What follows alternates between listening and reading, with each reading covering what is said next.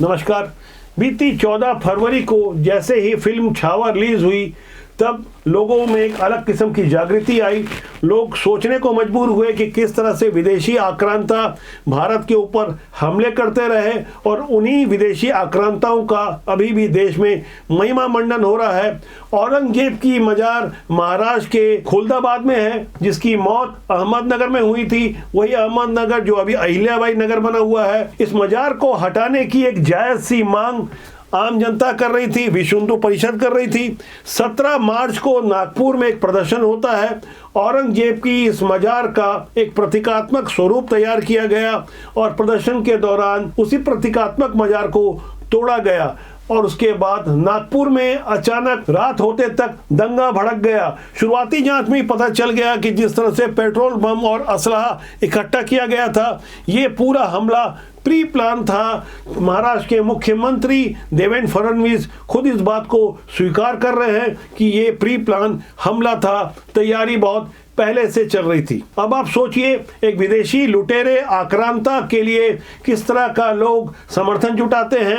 वो कौन सी मानसिकता है जो देश के शत्रुओं के साथ खड़ी है। नागपुर की इस घटना पर पूरे देश का ध्यान है, लेकिन आपको गहराई से समझना होगा न केवल नागपुर बल्कि देश के कई और इलाके हैं जहां विदेशी आक्रांताओं के लिए कुछ देश विरोधी मानसिकता सड़कों पर उतरी है, खुलकर उतरी है। देश में मुगलों के पहले भी इस्लामिक विदेशी आक्रांताओं ने हमले किए।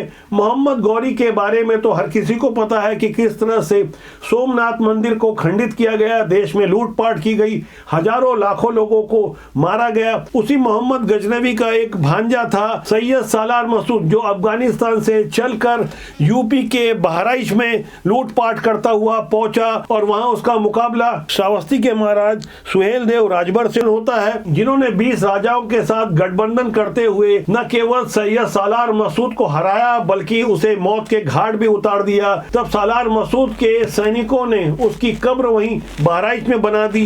ये घटना 15 जून 1034 की है, यानी अब से 1000 साल पहले बहराइच में सालार मसूद की कब्र बनाई गई थी। इसी कब्र पर हर साल एक मेला लगाया जाता है, जश्न मनाया जाता है। इसका असर यूपी के संभल में भी पड़ा। यहाँ पर भी देखा देखी एक विदेशी आक्रांता के लिए नेजा यानी तीर मेला लगाने की तैयारी हो चुकी थी, लेकिन बदले हुए हालात में यूपी पुलिस के एएसपी शिरीष चंद के इस तेवर को आप देखेंगे तो आपको यकीन हो जाएगा कि वाकई मेरा देश बदल रहा है। संभल में कुछ ओछी मानसिकता के लोग अनुमति लेने के लिए गए थे कि संभल में सैयद सालार मसूद के नाम पर मेले की अनुमति दी जाए, लेकिन यहाँ दांव उल्टा पड़ गया। इतिहास गवाह है कि वह महमूद गजनवी का सेनापति था।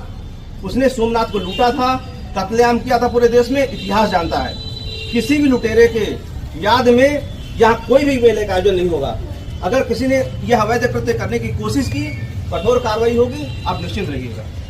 आप लोग अज्ञानता में अगर कर रहे थे तो अज्ञानी थे, लेकिन अगर जानबूझ के कर रहे थे तो देशद्रोही थे। संभल में तो अनुमति नहीं मिली, लेकिन बहराइच में अभी भी किसी वैवाहिक कार्यक्रम की तैयारी चल रही है।